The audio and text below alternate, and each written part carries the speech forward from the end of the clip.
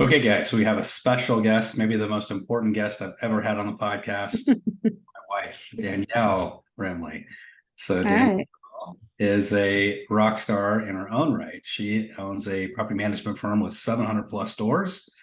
And so one question I get a lot is because people know that my wife Danielle has this incredible company.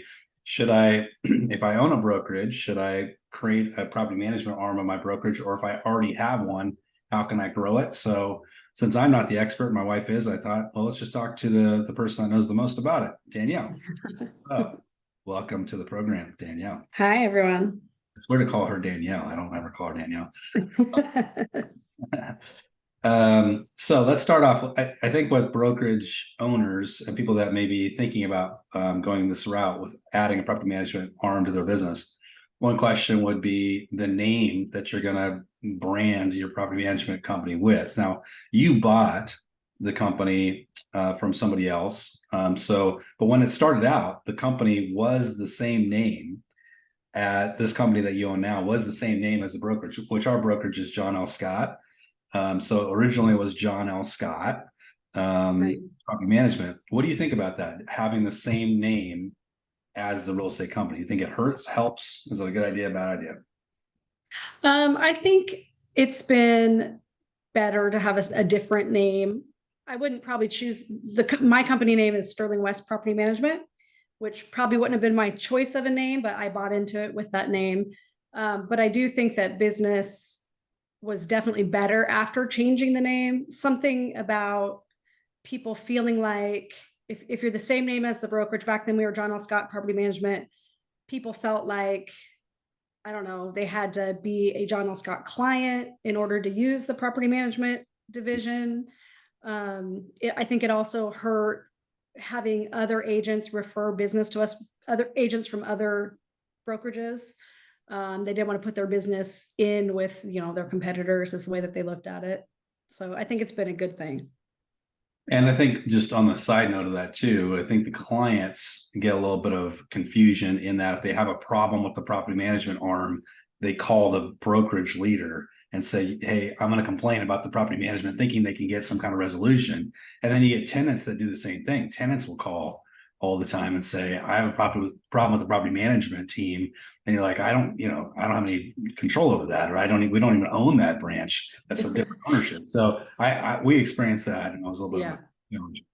But so that kind of leads into eventually you bought this company, and then it was rebranded Sterling West Property Management.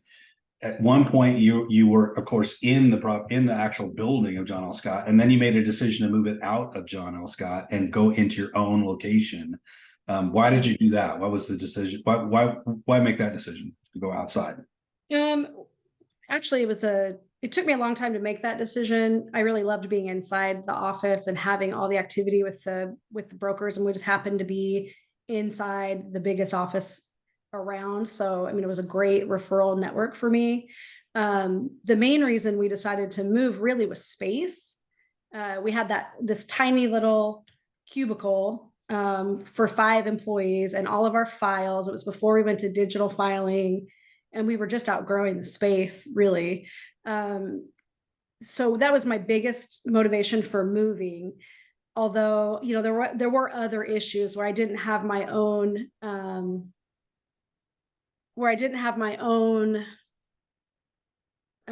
presence. I didn't have my own property management like signage. I was wrapped up into the brokerage's phone system. So even when they called me, they got the John L. Scott music that was playing and advertisements and stuff like that. So I really didn't, I don't, until I moved, I don't think that the company was really treated like its own entity. So moving was a really good thing for And I us. think I know we've talked about it. One of the advantages of being in the company when you were in the building was that you got a lot of referrals from agents in the building, of course, because it's just like a sister company. But then when you moved out of it, so it's a kind of catch-22, because then other brokerages like that are unassociated with the company are less likely to send referrals. But then when you moved out and you went on your own, you had your own location, you suddenly started getting referrals from other companies, correct? Yeah. And not only did I mean, I got a lot of referrals from other companies. I got asked to come speak at other sales meetings. Um, yeah, we just became it was a whole different ball game almost immediately after we moved. As soon as we had our own signage up. Um, and the fear that I had was that the agents that I worked with inside John L. Scott would not work with us outside of John L. Scott, but that wasn't the case either. I mean, we kept our same network, and then we just expanded it with the rest of the valley. So it was great. So let's just talk about the actual property management business and kind of that, how you run the business so successfully. You're one of the number one property management companies, if not the number one property management company in our community, and that happened pretty rapidly. There's some big tough competitors here. So in growing from when you took it over 200 doors to now 700 doors plus, let's talk about that evolution. So where does your business come from? Is it word of mouth? Is it marketing? Is it a combination of these things? I mean, where's your business coming from now? Definitely a combination. Word of mouth, as the jump from 200 doors to like 500 doors was a really long process. I mean, the problem with property management is that you bring on doors every year and you lose doors every year because you're working with investors. So they're buying and selling. So it's like you get up 50 and then down 50 and up 20 and down 20. So this was probably 5 years of back and forth and jumping from the 200 mark to the 500 mark. But then once we got over that 500 mark hump, it feels like now people just call us every day. So we're almost in a place now where the advertising isn't really mattering as much because it's just word of mouth, and it's investors that we're already working with that are just bringing on more properties and putting them in our company. But it was definitely a combination. We did a lot of advertising. We did billboards, and we did a lot of social media advertising, and we did a lot of community events that were to help team building and to help be in the community, because we wanted to help, but also just got our name out there as well. And then I think if you just consistently deliver good services, then people just find you and come to you. Your reputation just starts to grow. So I know one challenge that you had taking over a company is that the quantity versus quality. So when you first took over, you had a lot of things that were not the best units, and over time you've weeded those out and you've replaced it with higher quality units. Let's talk about quantity versus quality, because that's important. Yeah. So when you're competitive, like I am, you get this idea that it's just more doors. The number of doors, I want to be the biggest in the valley. I want to have 1,000 doors. And then when you're in it, you start to realize that that's not necessarily, I mean, if you can get your ego out of the way, you're not necessarily making more money just because you have more doors, first of all, because if you bring on a bunch of, owners that are difficult to work with, or that are unwilling to handle repairs or unwilling to let you do your job, they're just a time suck. They're taking up all your time, and your 10% or 8% or whatever you're making off those doors is lost in manpower. You also tend to have the worse the property is, usually the worse the tenants are, the more needy they are, the more complaining, or they're not paying their rent, or you're just chasing after them. So the quality of doors is what has become the most important thing to us. And we won't just take on any property. We won't necessarily, even if they're great properties, take on any owner. I mean, there's a lot of owners that I've politely let go because they're not letting me do my job the way that I need to do it, or letting me stick to the laws that that I'm bound to. And it's just not worth it. You're not making any money off of those people. But this brings up another interesting question, which is very similar to real estate. First of all, that was similar to real estate in that we don't take every agent. We want to have high quality agents versus quantity. So I think it's definitely relatable to brokerage owners. But on the flip side too, commissions. So you have a commission, you're getting a fee for every property you manage, just like agents get a fee for selling properties. Everybody's has this commission compression happening. Everybody's trying to get a deal. And there's always a race to the bottom. The same thing in property management. I know you're competing with people that are charging like a $75 flat fee to manage properties and things like that. Yeah. And so you get people asking you the same question: will you discount your fees? And I know you've taken a stance that no, you don't. And what's that conversation look like? Because you've gone the other route. You're saying, oh, we're a high quality company. This is it, right? Yeah. I mean, honestly, to deliver the services that we are able to deliver, we're at the top of our market. And just that just cuts it. I mean, really, we should be getting paid more. That's how we feel. But that's not going to happen. So we have to stick to it. We do give a discount for multiple properties. Like if an owner brings on, a lot of properties at once, we'll give a small discount for that. But for the most part, we stick with it. The conversation is that you always get what you pay for, period. If you take the discount property management company, you're going to get discounted services. You take the high end company, you're going to get stellar services. Now you have to be able to back that up, right? You have to have systems in place that my owners can see that, yeah, she told me that, and that is the truth. They've never done me wrong. They are consistently giving me good service. Then they tell their friends, their investor friends, they tell everybody around them, like, yeah, they're a little more money, but you put your property in their company and then you don't ever have to worry about it again. And so we just won't, we did for a minute. We thought, oh, we need to do this. We need to be competitive and discount our prices. And honestly, those owners were the owners we normally wouldn't have taken on anyway. So it just wasn't worth it. So that brings up another question, which I know we have in real estate and you have as well, in that somebody will state a price like the $75 flat fee, but then there's hidden costs Yeah. and they're not disclosing, right? And so Yeah. I guess when you're building out your model, you have to say, okay, we have our percentage we're charging, but then are there other costs associated with the management of the property, like a property that's vacant? Are you charging a set fee every month or a turn fee every month, or what all those different kinds of costs?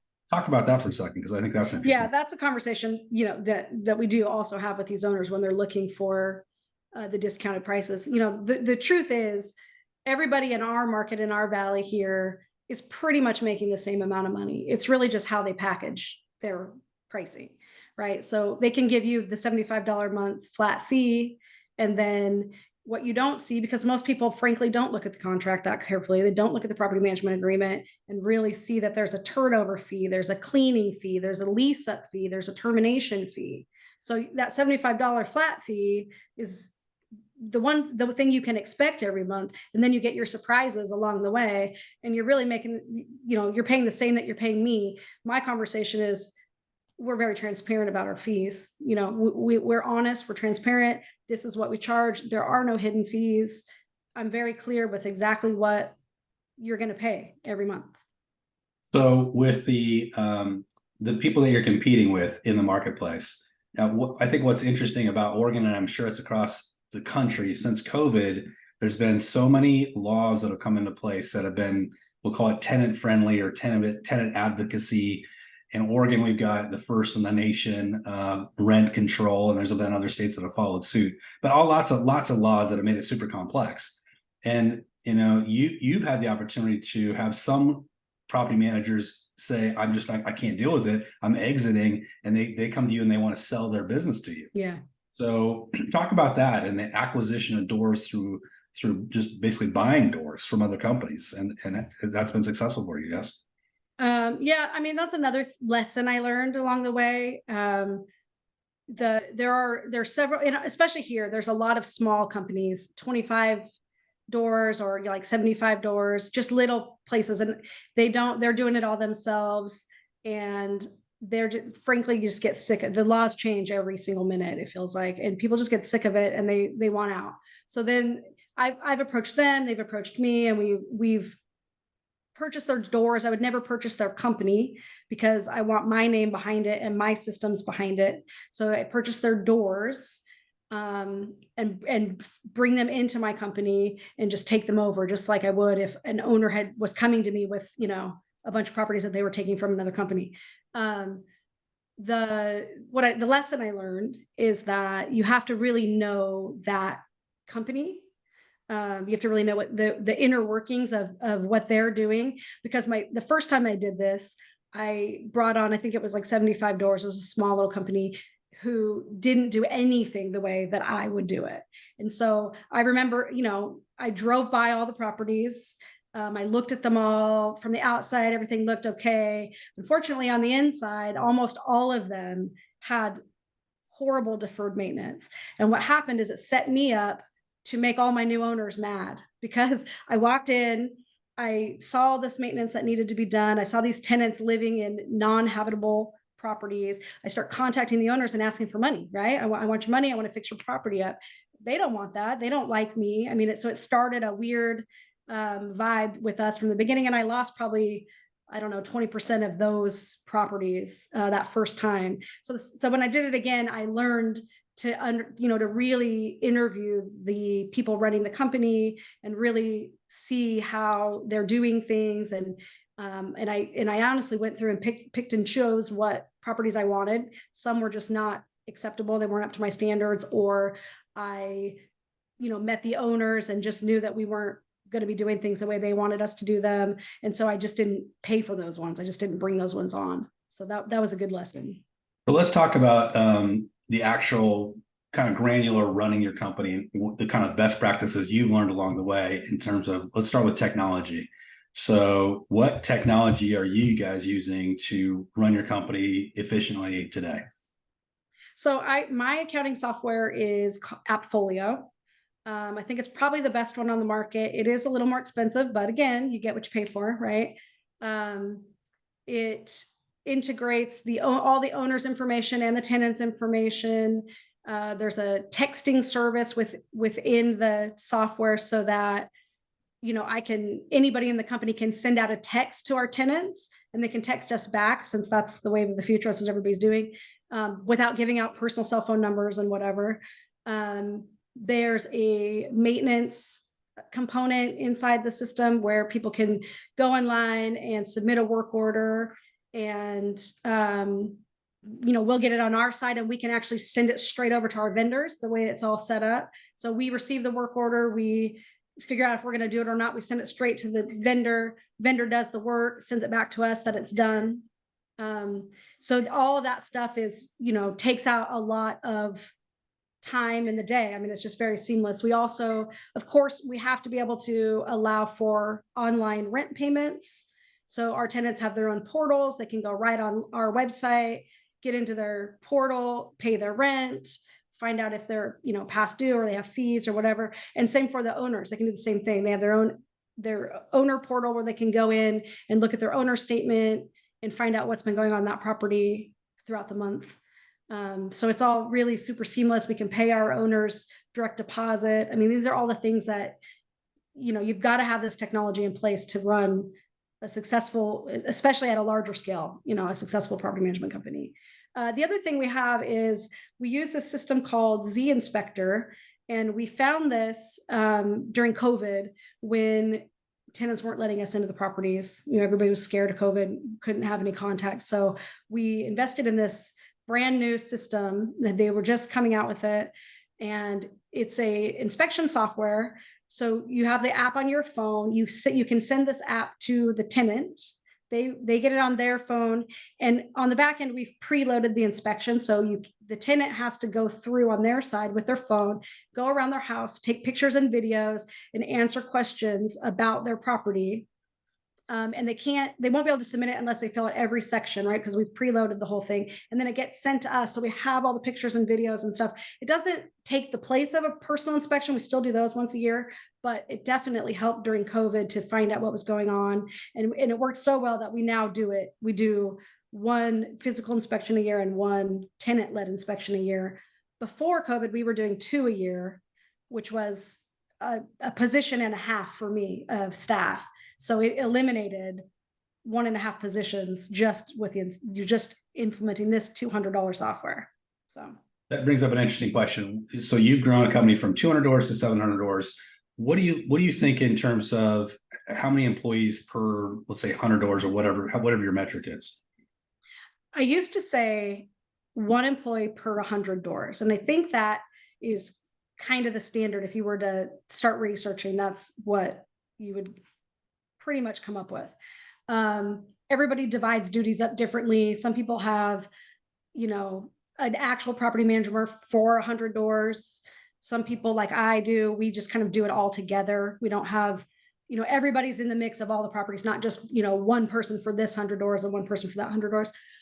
Now for the 700 properties that we're managing, we have 4 people running all those properties. And that's because of the software. That's because of Z Inspector. That's because of utilizing Appfolio to its fullest capability.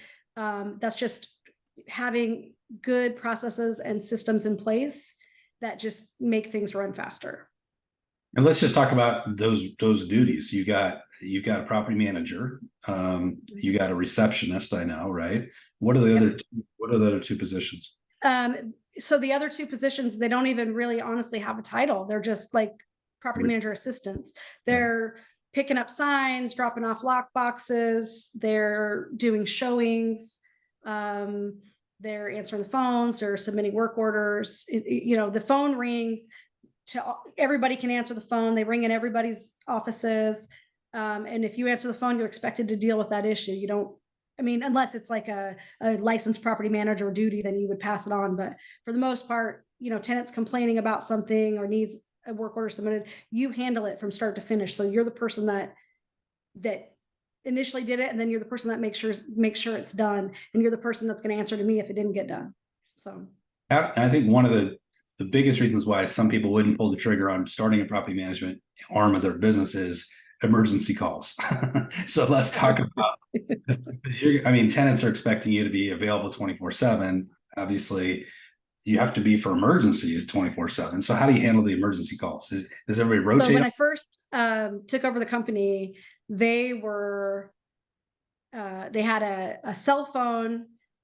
This one number was posted as the emergency line to call, and the employees were trading off that cell phone and taking it home with them every week. Half of these employees lived out in the middle of nowhere, didn't get the calls, were out, partying or whatever, didn't pick it up. So we immediately changed that, and we found an answering service. It's a local answering service who we sat down and we just trained them, after 5 o'clock, from 5 o'clock to 8:30, you're handling these tenants' calls, but they're not all going to be emergencies. If the tenant's calling, telling you that the air conditioning is broken, that's not an emergency, right? You're teaching them if their house is flooding with water, there's a water heater leak, those are emergencies, and then you call us. So what we get the next morning, or like on Monday mornings after the weekends, is a written out we get emailed a list of here's all the calls that came in and what was going on, what they said was going on. And those are all the non-emergency things. And then we start handling them. And then obviously if there really were emergencies, then we would have gotten the call. So this brings up an interesting question. And you have one of the highest, I think, ratings from tenants, which is, I think, a whole different metric than owners. Tenants really love your company. So let's talk about tenant relationships, because I think you guys have earned a reputation of being really tenant friendly, tough, but tenant friendly. So how have you done that? What's your kind of philosophy there? So the philosophy on that is, the 3 of us, meaning the owners, the tenants, and the vendors, we all need each other, right, to make this company work. I need good vendors who are going to drop what they're doing and come out and handle my stuff. And give me decent prices so that my owners will let me use them. I need tenants who want to rent my owners' properties, right? If I'm such a horrible property management company which there are some here that have that reputation, like I love that house, but I'm not going to rent from them. Then that's not going to work, right? None of us are going to make any money. So my philosophy from the very beginning has just been that between these 3, the owners, tenants, and vendors, I'm the middleman, and I need this relationship to work for all of us to make money. And I'll tell you, when it really helped was during COVID, when people were not paying rent, because we had tenants who truly did not want to ruin their relationship with us, who didn't want us to not want to rent to them in the future. They would call and say, I can only pay $100 this week, and then I'll promise I'll come in and pay your other 100, whatever it was.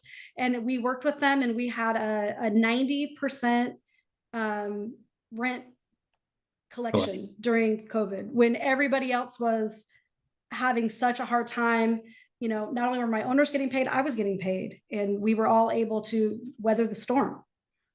That's great. So the last thing is ratings and reviews, and just helping, this is a hard thing when you look at ratings and reviews of property managers, because obviously you get a mad tenant and they're gonna tear you up on social media or whatever. You guys have maintained a pretty high rating and review comparative to all your other companies in your market. Is that something you're asking for from tenants, or is it just organically happening? I mean, a little bit of both. Of course, we ask, when people say that they've had a good experience, or come in, we get gifts, like people come in and give us stuff like, thank you so much for helping us get this property, what can I do to show my gratitude? We always say, please go to Google, give us a good review. It really helps us. But we're not hounding people for them. I have owners that do the same thing, that they'll say, oh my gosh, you guys are so good, people need to know how good you are. I'll say, please put it on Google and let people know. But it's also just been organic. You get 20 good reviews and one bad review. I mean, that's just the way it goes. You're always going to get somebody who's mad about something, and they're going to put it up there. But to be honest, I've had people actually defend us off those reviews. Like, I've had a tenant go put a negative review on Google, and then I've had other tenants go right under there and answer their comments with, defending us. So I think we've just been really lucky that we have been able to maintain this good relationship with these tenants over the years. Okay, well, you've given us a lot of great information. I know we could talk for hours about this, and I'm sure we're going to get a lot of comments and questions. But if you want to check out, just from the outside, Danielle's amazing company, what's the website? People can go check out your website. SterlingWestRentals.com. And you guys are all over social media, just started your own TikTok account as well. So what is what's the handles? It's Sterling West Rentals, right? Yeah, Sterling West Rentals. So Sterling West Rentals, you can find her on Instagram and TikTok and Facebook and all the other good places. So thank you for being my subject of the interview today. Good job. Thanks for having me. All right. Have a good day. You too.